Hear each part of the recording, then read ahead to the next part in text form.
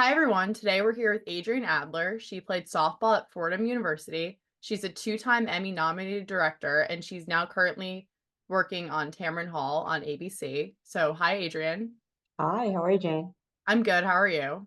Good, thanks. I'm really excited to have you on here today. I just wanted to start off by asking you if you could talk a little bit about your college athletic experience and sort of how that influenced your career path. Sure. It was a little bit curvy because I got to Fordham, and when I got there, the coach that had recruited me was no longer there. And then we were introduced to a new coach who actually had just had a car accident, was in a wheelchair with two broken legs. So it was a little bit of a kind of divergent path when we first got there. We didn't have a fall season, but I wanted to stay in shape to get ready for the spring season. So I had heard about there was a JV basketball team starting at Fordham. So I went and started practicing with them. Thought this is great. I played in high school as well, softball and basketball, stay in shape, no freshman 15. And the first scrimmage we had against the alumni teams, or, a bunch of girls from the alumni organization for basketball, I tore my ACL. So that kind of diverged, created a little hitch in my Fordham career.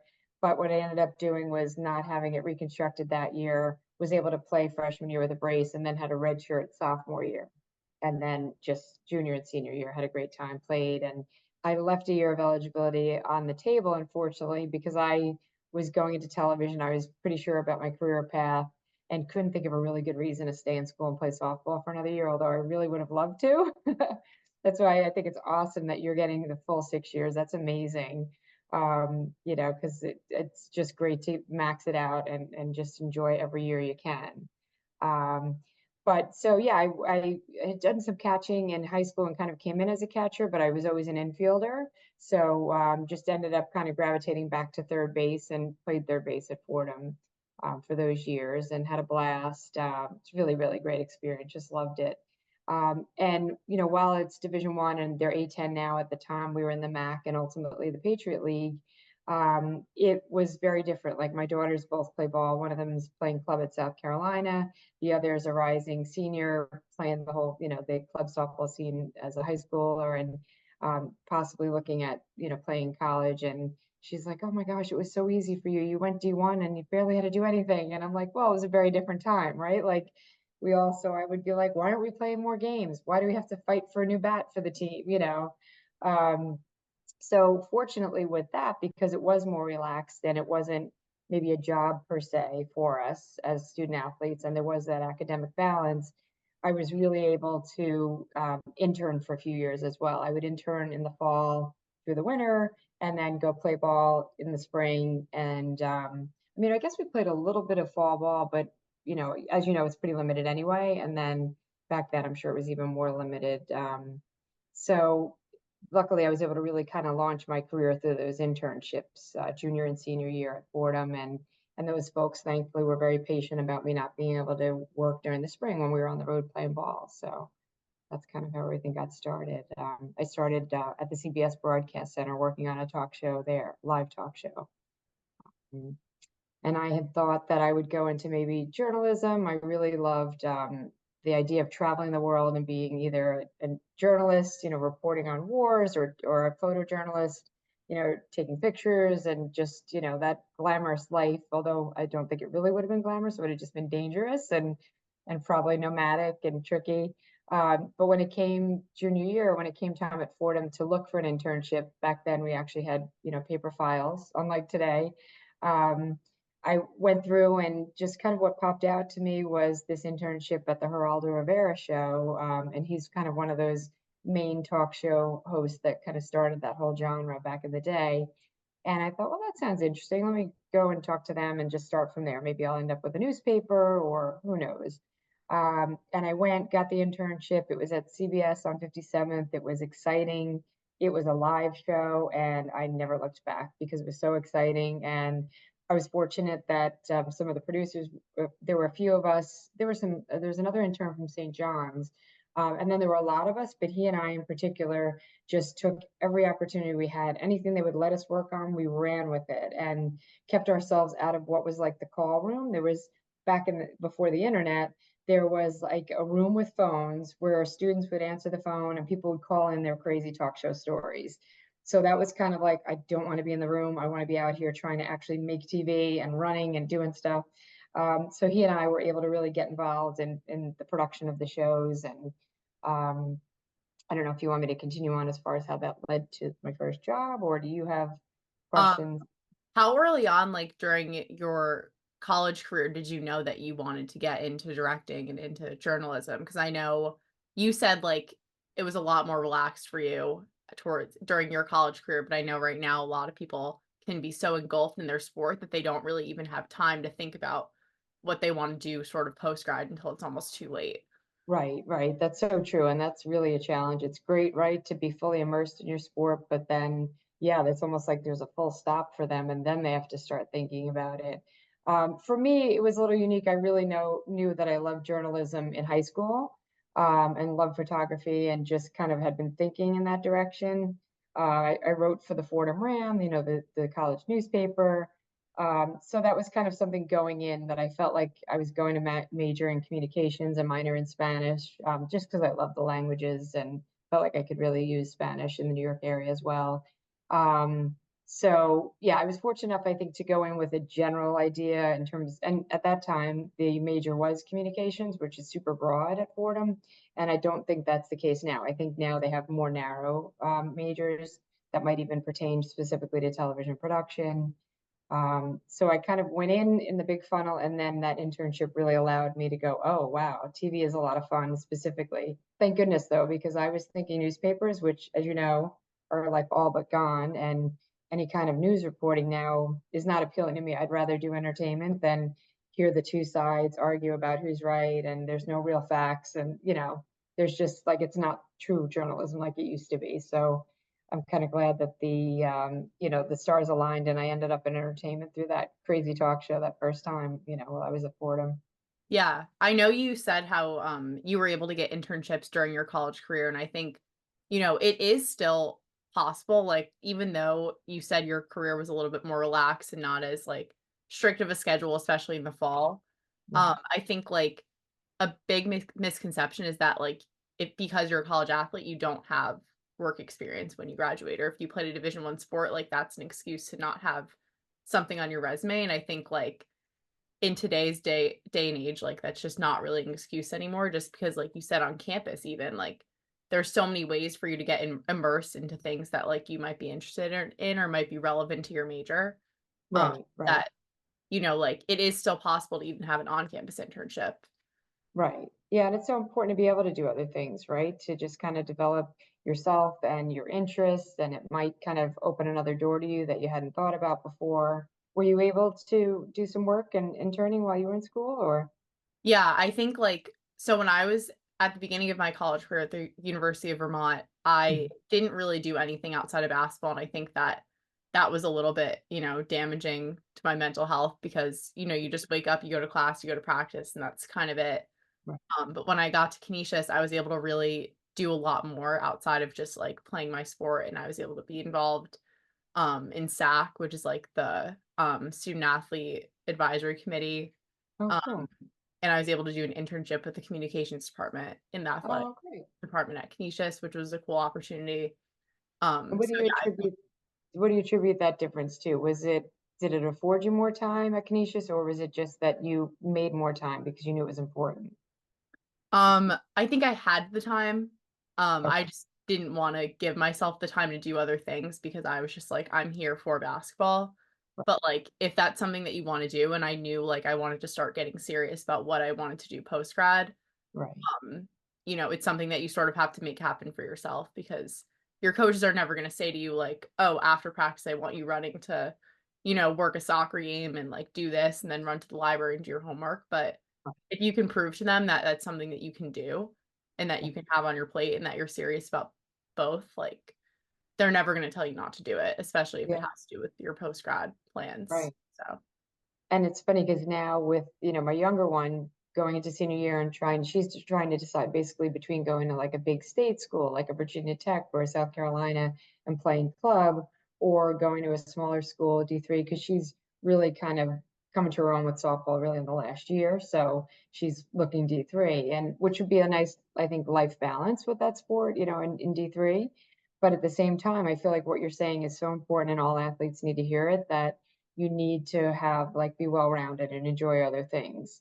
Like my older daughter, by playing club, she's able to play loads of intramurals and work for the magazine at school, and a lot of do social media for other club sports. So I think it's really important for your voice to get out there too through this interview series, to tell athletes, make sure you do the other things that are important to you, because that'll be great from a mental health perspective too.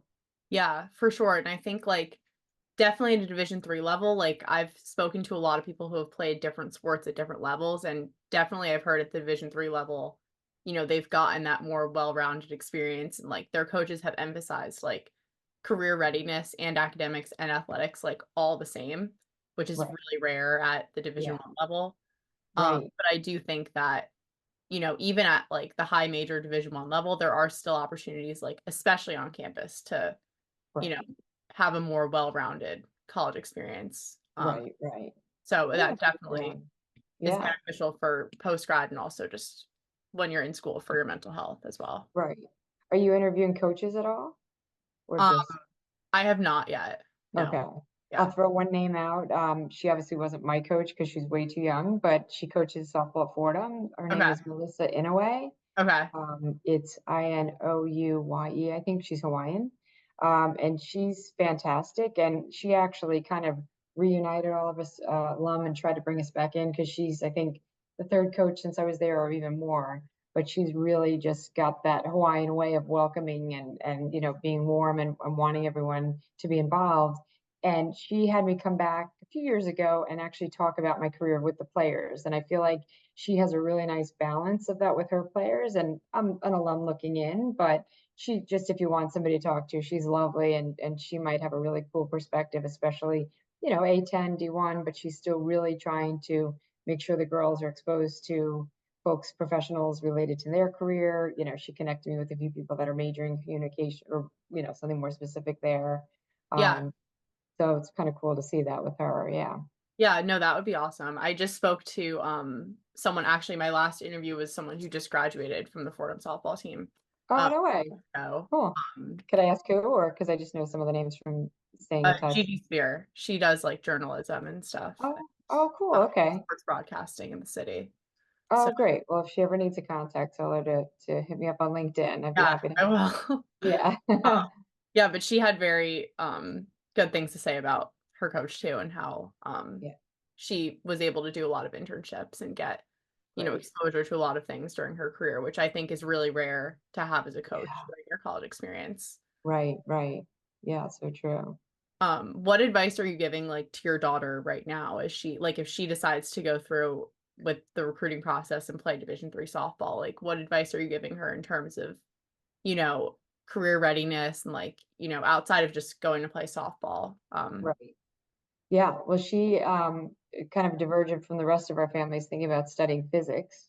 My older one studies graphic design and illustration, and is involved in sports media as well. And my husband's in real estate, and I'm obviously in television. So we're like, wow, physics. Okay. I'm not sure if I can help you with that in any way. I don't think I can. So one big thing was, are you sure you want to play ball? And that's like probably a pretty heavy lift, taking physics. She's thinking maybe aeronautical engineering. So it's obviously going to be a pretty challenging major, whichever she chooses. So just to kind of think twice, make sure that that lifestyle will fit with that, desire to go into that field or fields. And then last night we were just looking kind of at different schools that she's been communicating with and lists. And I said, don't forget the broken leg test, which is basically, if you were at that school and for whatever reason softball ended because you broke your leg, or because, there wasn't a good fit, would you love the school still? So that made us take pause with one particular school, because she's like, oh, I don't know if I see myself there if I'm not an athlete. Um, so yeah, I think just making sure that she's prioritizing the education, and then if softball happens to be available, and she's got a good head about it too, because she's really thinking, she knows the atmosphere she wants, but she's thinking like a high academic D3, where maybe that will leverage her ability to get in. when she may not have gotten in there without softball, that kind of thing. But so she's been good as far as prioritizing the education, making sure she's going, she'll look and she's like, that acceptance rate's too high. I'm like, well, don't get too caught up in that, but but trying to stay somewhere where she'll get a job afterwards. So thankfully she's pretty focused on that.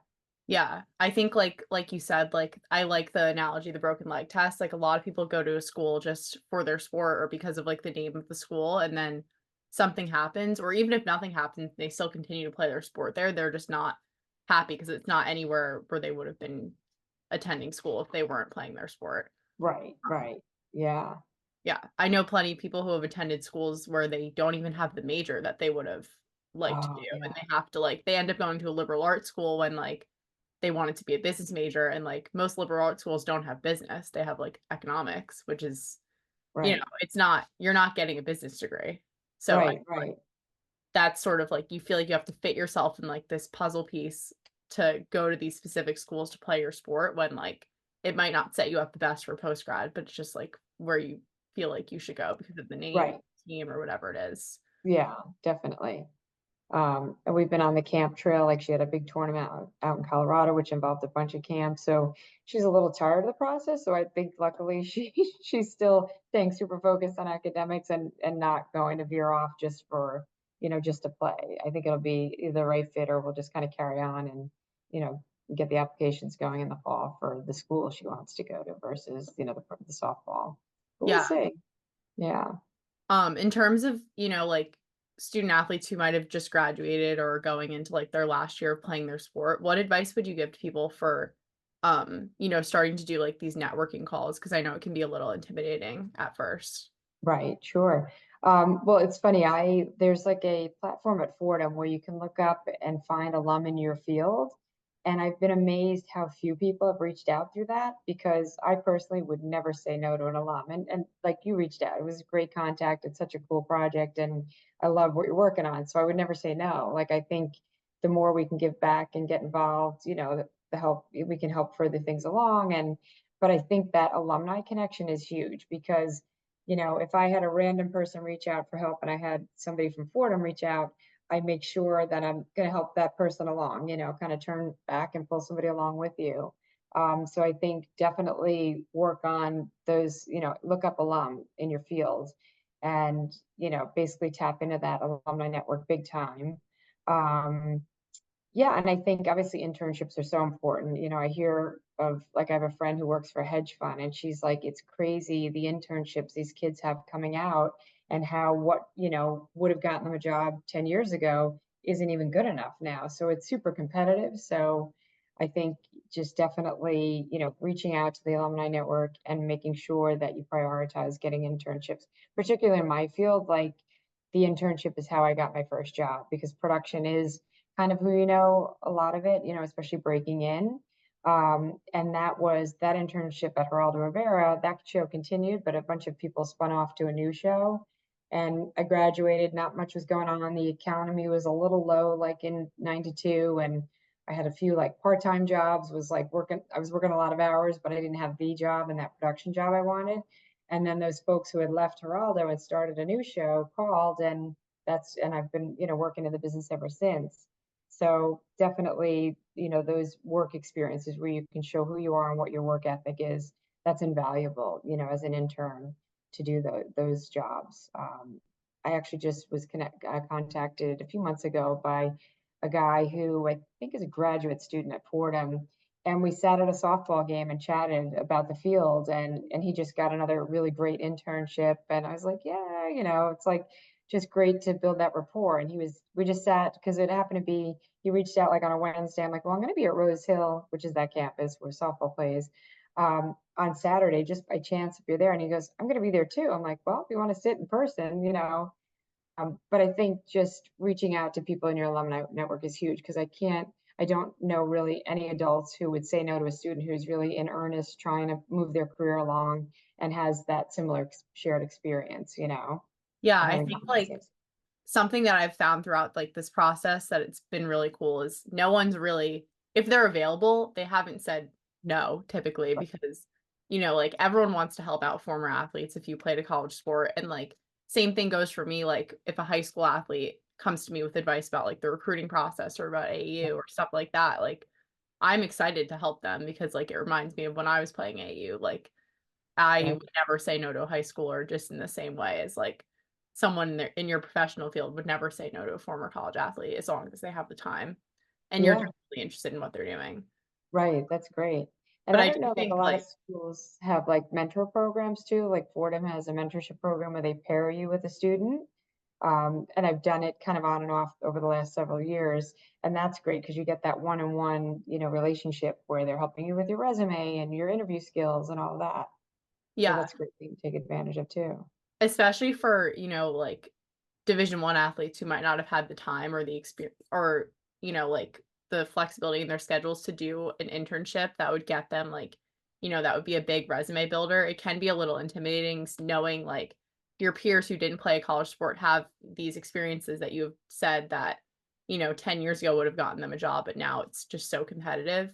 Right. So that's another reason too why networking within, your school alumni and, like, your sport is super, super beneficial. Yeah, 'Cause you need people that are gonna advocate for you and your sure. experiences. Are you delving at all into, like, the statistics? I know you're an analyst, right? So, Yeah. you delving into the stats as far as how many women, like, are in the, like, C-suites at the top level of their field played college sports? Because those numbers are really cool. Yeah, Yeah, I've done a little bit of research on it, but it is very cool. Even if they didn't play a college sport, like, they've been involved in in sport. athletics at some Yeah, point in their lives, right. but a big part of them have been involved in college sports, which is really cool. Yeah, no, it's really cool to just think about that, and I think about it like the experience on the field, in terms of, whether it was training and having to be prepared and practicing and being disciplined to do those things to be ready for a game. And then, especially basketball, you can kind of relate more to in terms of the intensity of the actual game and having to be on and just the adrenaline taking over. For me, doing a live show is a lot like that. I have to prepare, I have to, I might be tired the night before because I've been up since 4, but I've got to go back into the next day's shows. So I'm preparing over, late into the evening, reading scripts, making sure I know every detail.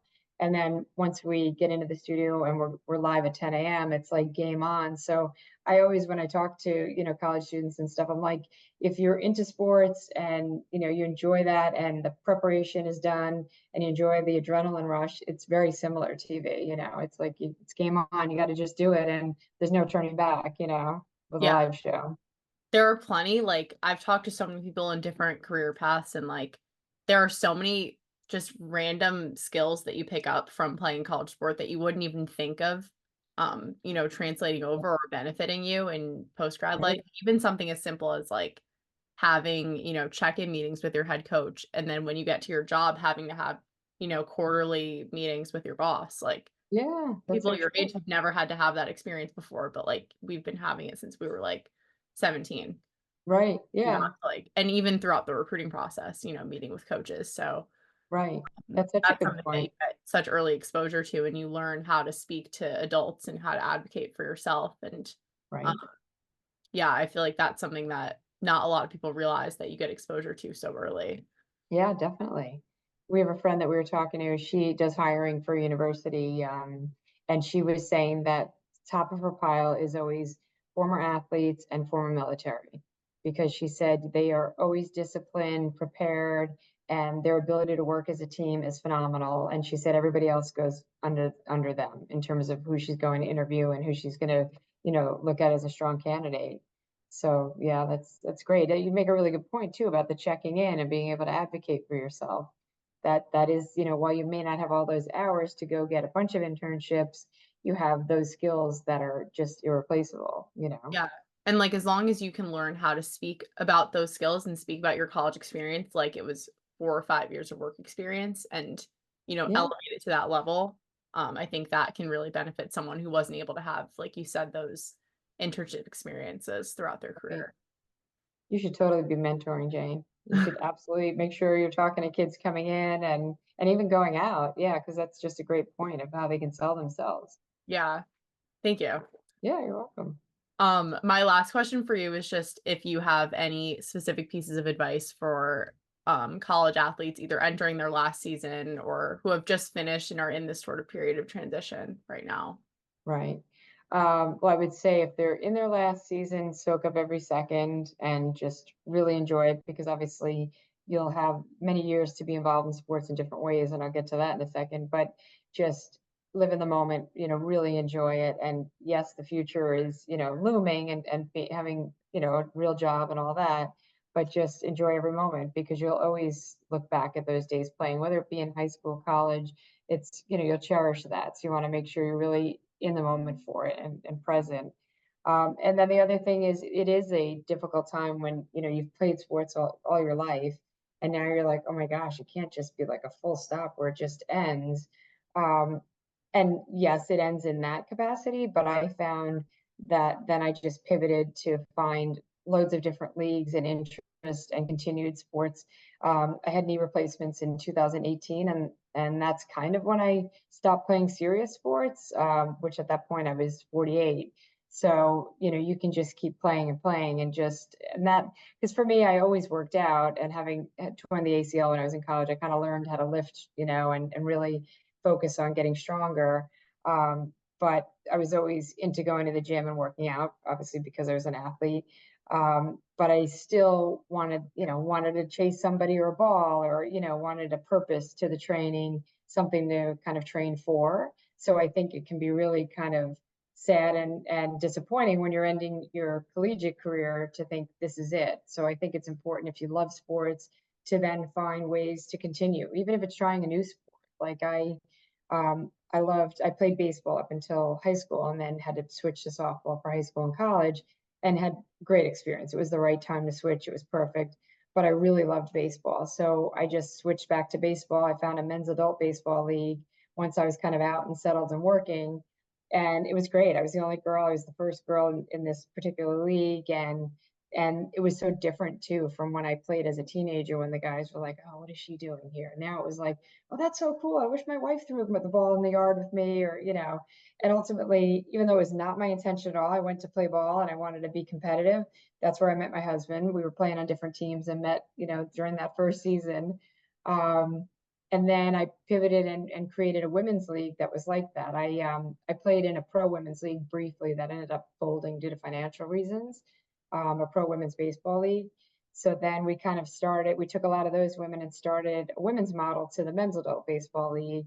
And then we started having the girls, and I was like, okay, I can't really spend 4 hours on a Sunday on a ball field. It's not fair to them. And, it's not good for the family because we were both doing that. We were both playing baseball on Sundays. So a friend said, well, we need women who can run in this women's soccer league. It's 28 and over. And I was like, okay, I can run and I still want to play something.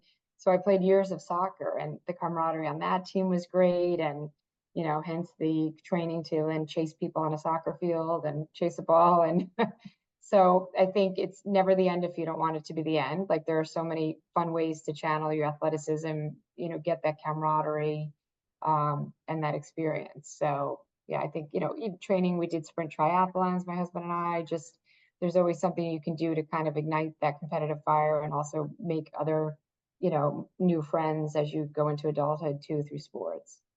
Yeah, for sure. This was awesome advice. Thank you so much again for coming on here. I really appreciate it. Yeah, my pleasure. I'm so excited to hear how everything goes, with your project. It's really cool. Thanks for reaching out.